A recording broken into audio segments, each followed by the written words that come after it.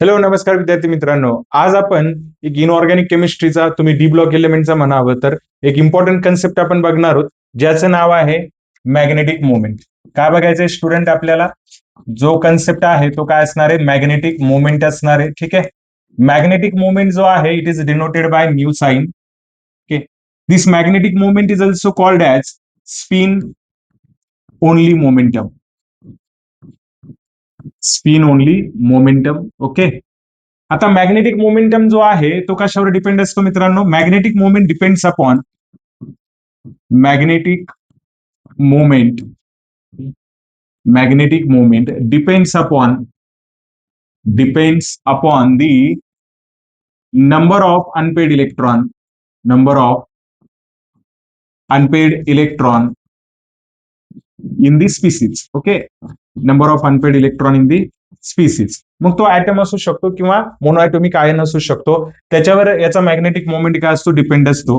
Magnetic moment is express in terms of BM. Express in terms of BM. बीएमचा अर्थ असतो student Bohr's magneton. Magnetic moment हा कशामध्ये explain केला जातो? बोहर्स मॅग्नेटॉन मध्ये काय केला जातो? एक्सप्रेस केला जातो. फॉर्म्युला टू कॅल्क्युलेट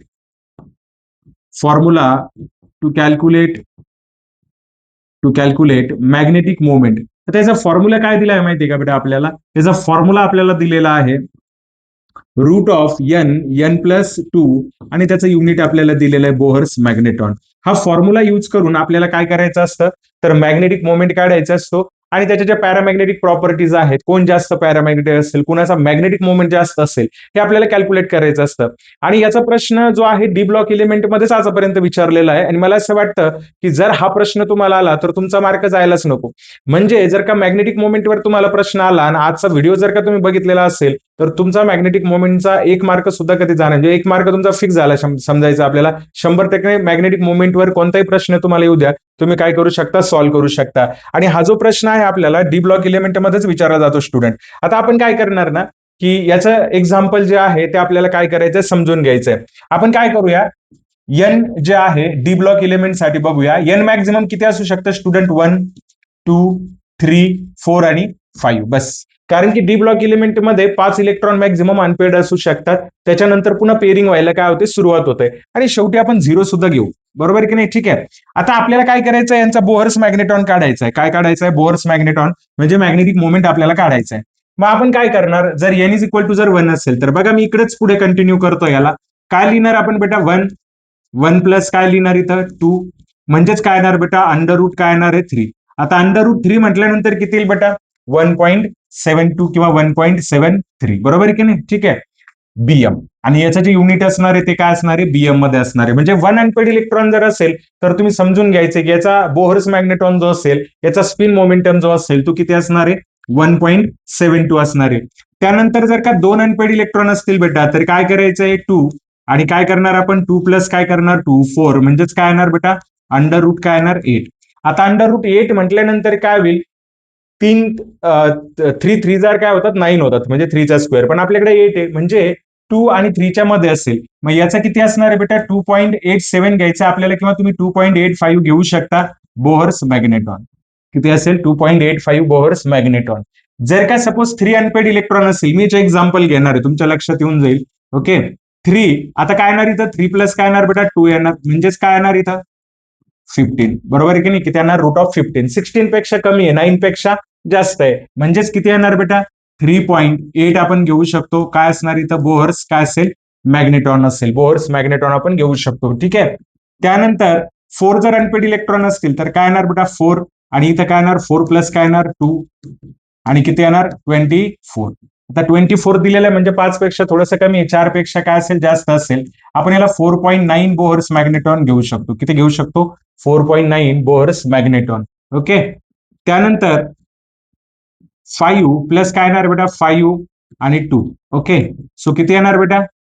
35 म्हणजे 6 पेक्षा काय आहे? थोडंसं कमी असायला पाहिजे. बरोबर की नाही? म्हणजे किती येणार? 5.8 बोहर्स काय असेल?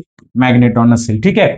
आणि 0 जर असेल तर मला नाही वाटत की तुम्हाला काही सांगायची गरज पडणार आहे. 0 प्लस 2 म्हणजेच काय येणार? रूट ऑफ 0 म्हणजेच किती येणार? 0 बोहर्स मॅग्नेटॉन. सो मॅग्नेटिक मोमेंट याच्यामध्येच असणार आहे आणि हे जे मी सगळं लिहून दिलंय हे कुणाला अप्लाय होतं बेटा? डी ब्लॉक एलिमेंट्सला काय होतं? अप्लाय होतं. बघा जर का याच्यावर जर का प्रश्न आले ना तुमचे मार्क जायला नको. आता आपण काय करू ना याचे काही एक्झाम्पल स्टडी करण्याचा प्रयत्न करू म्हणजे तुमच्या लक्षात येईल की नेमकं आपल्याला कसं स्टडी करायचंय, बरोबर आहे की नाही? ठीक आहे. सो लेट अस सी, बघू आपण. समजा तुम्हाला एक्झाम मध्ये ना एन दिलाय बेटा, ठीक आहे, एन दिलाय, त्यानंतर काय दिलाय? Mn+2 दिलाय, बरोबर आहे की नाही? आणि त्यानंतर काय दिलाय? Mn+3, ओके, किंवा Mn+4 घेऊ आपण. आणि काय विचारलं की यांचं बोहर्स मॅग्नेटॉन काढा. बरं बघा, मी पहिलं सुरुवातीला एकाच इलेमेंटचं घेतोय कारण की तिघांचाही बोहर्स मॅग्नेटॉन वेगवेगळा असणार आहे हे आपल्याला समजून घ्यायचंय. आता तुम्हाला माहिती आहे याचा ॲटॉमिक नंबर जो आहे हा किती असतो? मॅग्नीचा ॲटॉमिक नंबर किती असतो? 25. परंतु 25 हा जरी ॲटॉमिक नंबर असला म्हणजे त्याच्यामध्ये इलेक्ट्रॉन किती आहेत? न्यूट्रल जर असेल तर त्याच्यामध्ये किती इलेक्ट्रॉन असतील? मी इथं आता इलेक्ट्रॉन लिहित जातोय, बरोबर की नाही? इथे किती इलेक्ट्रॉन असतील बेटा? त्याच्यामध्ये 25. 2 इलेक्ट्रॉन कमी झाले तिथे किती असेल? 23. 4 इलेक्ट्रॉन कमी झालेत म्हणजे किती असणार आहे? 21 असणार आहे. ज्यावेळेस तो नॉर्मल स्टेटमध्ये असतो बेटा तर त्याचं इलेक्ट्रॉनिक कन्फिगरेशन काय असतं? आउटरमोस्ट इलेक्ट्रॉनिक कन्फिगरेशन काय असतं? अरेगॉन, बरोबर की नाही? ठीक आहे. आणि काय असणार आहे? 3d5 आणि काय असेल? 4s2. काय असेल? 3d5 आणि 4s2. ज्यावेळेस Mn2 असेल तर 2 इलेक्ट्रॉन गेलेले असतील मग किती असणार आहे? अरेगॉन, आणि इथं काय असेल? 3d5 आणि काय असणार बेटा? 4s0 असणार आहे, बरोबर आहे की नाही? ठीक आहे. आणि इथं काय असणार बेटा? अरेगॉन. आता याचे 4 इलेक्ट्रॉन गेलेत म्हणजे 4 मधले तर गेलेच इलेक्ट्रॉन म्हणजे 4s0, आणि राहिलेले 2 इलेक्ट्रॉन डी मधून गेले म्हणजे इथं किती असणार बेटा? 3d काय असणार आहे? 3 असणार आहे. आता आपल्याला अनपेड इलेक्ट्रॉन कॅल्क्युलेट करायचे. अनपेड इलेक्ट्रॉन कसे कॅल्क्युलेट करतात थोडंसं याचं आपल्याला नॉलेज असलं पाहिजे. मग मी काय करतो, इथं 3d5 आपल्याला दिलेलं आहे आणि काय दिलेलं आहे? 4s दिलेलं आहे. मी काय करतो, हे जे 3d5 आहे, ओके, ह्या एक्सप्लेन करू आपण आता वन बाय वन एक्सप्लेन करत जाऊ. बघा आता मला सांगा याच्यामध्ये किती इलेक्ट्रॉन आहेत? S2 2 दिलेले आहेत 4s मध्ये म्हणजे हे काय झाले? पेअर्ड झालेत. आता 3d5 आहे, आपल्याला हंट्स रूल माहिती आहे. हंट्स रूल काय सांगतो आपल्याला की प्रत्येक डिजोनेट ऑर्बिटल मध्ये एक एक इलेक्ट्रॉन आपल्याला भरायचं आहे. आपल्याकडे किती इलेक्ट्रॉन आहेत? 5. मग आपण काय केलं? 1 2 3 4 आणि 5 इलेक्ट्रॉन भरलेत बेटा. म्हणजे याचा अर्थ यांची व्हॅल्यू आपल्याला किती मिळाली आहे? 5 मिळाली. म्हणजे किती इलेक्ट्रॉन आहेत? अनपेड इलेक्ट्रॉन 5 अनपेड इलेक्ट्रॉन आहेत. किती? 5 अनपेड इलेक्ट्रॉन. तुम्हाला n=5 मिळाले, बस तुम्हाला काय करायचंय? स्पिन ओनली फॉर्म्युला युज करायचा आहे. मग काय येणार? 5 प्लस काय येणार बेटा? 2 बोहर्स मॅग्नेटॉन. आताच मी तुम्हाला सांगितले 5 पेक्षा जास्त असणार नाही, बरोबर की नाही? म्हणजेच किती येणार आहे? 35. आणि आताच आपण मागच्या याच्यामध्ये टेबल बनवलाय. 5 जर अनपेड इलेक्ट्रॉन असेल तर किती असायला पाहिजे? 5 पॉईंट किती असायला पाहिजे बेटा? 5 पॉईंट किती असायला पाहिजे? 8 बोहर्स मॅग्नेटॉन. मिळाले आपल्याला उत्तर. ओके, फर्स्ट याचा आन्सर आपल्याला मिळालेला आहे. आता आपण काय करू ना, सेकंड याचा आन्सर फाइंड आउट करण्याचा प्रयत्न करू. ठीक आहे, चालेल. आता 4s0 म्हणजे आपल्याला काढण्याची गरज नाही. 4s 3d5 आपल्याला दिलेलं आहे. 3d5 दिलेलं आहे म्हणजे 1 2 3 4 आणि 5. मग मला सांगा n=टू किती आलंय? 5 आलंय. म्हणजेच बोहर्स मॅग्नेटॉन किती येणार बेटा? 5.8 बोहर्स मॅग्नेटॉन, बरोबर की नाही? स्पिन ओनली फॉर्म्युला म्हणजे या दोघांचाही काय आहे? सेम आहे. इलेक्ट्रॉन भले त्यांच्यामध्ये वेगवेगळे जरी असले तरी दोघांचा बोहर्स मॅग्नेटॉन काय आहे? सेम आहे. का? कारण की त्यांचं जे नंबर ऑफ अनपेड इलेक्ट्रॉन आहेत ते काय असणार आहेत? सेम असणार आहेत. आता Mn+4 मध्ये येऊया बेटा आपण, आणि इथं काय असतं ते समजून घेण्याचा प्रयत्न करूया.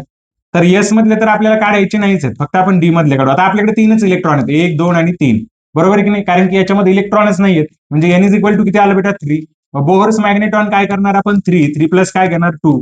म्हणजेच काय येणार? अंडर रूट काय येणार? 15. किती घेतलं होतं आपण बघा बरं? 3 दिलेले आहेत आपल्याला. 3 पॉईंट किती येणार? 8. ऑप्शन मध्ये तुम्हाला तेच असेल. किती असणार आहे? 3.8 काय असेल? बोहर्स मॅग्नेटॉन. ठीक आहे, लक्षात आलंय? ओके. आता परीक्षेमध्ये काय होतं ना की आपल्याला प्रश्न विचारले जातात, बरोबर की नाही? ठीक आहे, बघा मी तुम्हाला आता एक प्रश्न इथं देतोय जो प्रश्न पण तुमच्या लक्षात येईल. Okay, what will be there spin only value for spin only value for cobalt plus 3 ion.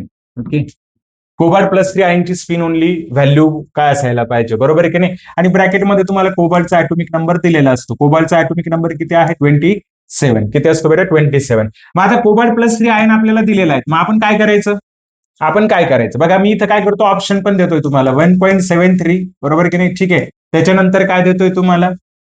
2.8 पण देतोय. त्याच्यानंतर सी ची व्हॅल्यू घेतोय आपण किती?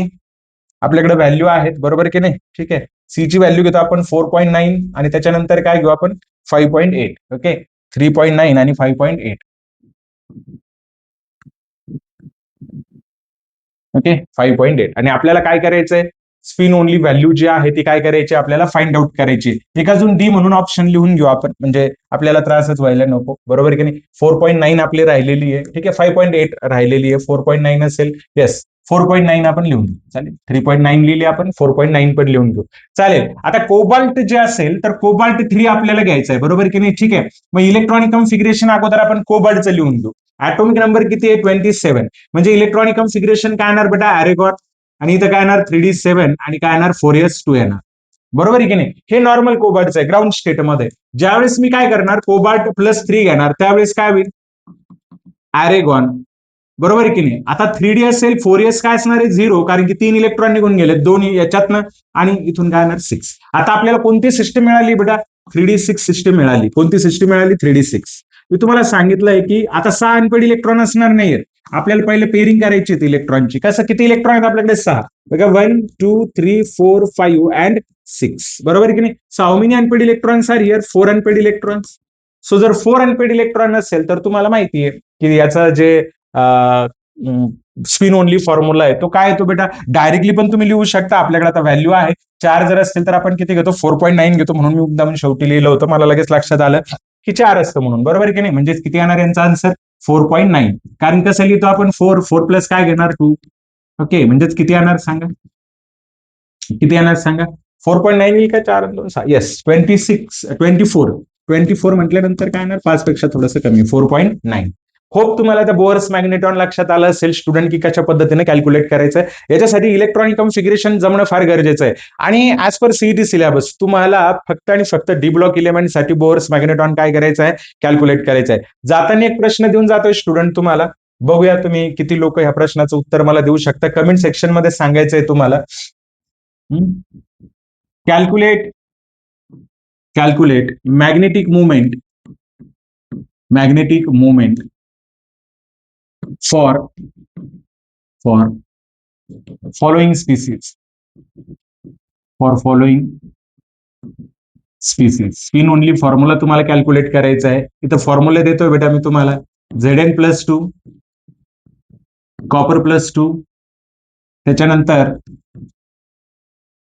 निकेल +4, त्याच्यानंतर आयर्न +3, त्याच्यानंतर टिटॅनियम +3. ही 5 जी मी तुम्हाला स्पीसीज दिलेत याचे बोहर्स मॅग्नेटॉन काढून तुम्ही काय करायचंय, मला कमेंट सेक्शन मध्ये सांगायचं यांची उत्तरं. तुम्हाला पाहिजे असेल तर हिंट म्हणून, तसं तर तुम्हाला माहिती पाहिजे, हिंट म्हणून प्रत्येकाचा ऍटॉमिक नंबर मी लिहून देतोय. झिंकचा ऍटॉमिक नंबर 30 असतो बेटा, कॉपरचा 29 असतो, निकेलचा 28 असतो, आयर्नचा 26 असतो, आणि टिटॅनियमचा 22 असतो. ठीक आहे. तर तुम्हाला काय करायचं आहे बेटा, याचं जे इलेक्ट्रॉनिक कॉन्फिगरेशन आहे ते इलेक्ट्रॉनिक कॉन्फिगरेशन लिहून अनपेड इलेक्ट्रॉन फाइंड आउट करून जो काही बोअर्स मॅग्नेटॉन असेल तुम्हाला कमेंट सेक्शन मध्ये सांगायचं आहे. आणि अशा छोट्या छोट्या कन्सेप्ट चांगल्या पद्धतीने समजून घेण्यासाठी प्रत्येक बीटवर ज्या बीटवर तुम्हाला प्रश्न परीक्षेत येऊ शकतात बेटा, ते सगळे बीट मी तुम्हाला इंडिव्हिज्युअल व्हिडिओमध्ये सांगणार आहे, जेणेकरून तो व्हिडिओ बघून तो कन्सेप्ट तुमचा लगेच क्लिअर होईल. आणि त्यावर कशाही पद्धतीचा प्रश्न आला तर तुम्ही तो प्रश्न इझिली सॉल्व्ह करू शकता, आणि त्यावर तुम्हाला 100% काय मिळणार आहेत, मार्क मिळणार आहेत. यासाठी फक्त तुम्हाला करायचं काय आहे, आपला आर एस केमिस्ट्री सोल्युशन जे चॅनल आहे, युट्यूब चॅनल, त्याला सबस्क्राईब करायचंय, आणि सेम नावाने इन्स्टा आयडी आहे, त्याला तुम्ही काय करणार आहात, फॉलो करणार आहात. व्हिडिओ स्टुडंट नवीन व्हिडिओमध्ये अशीच एक नवीन कन्सेप्ट घेऊन, तोपर्यंत बाय बाय.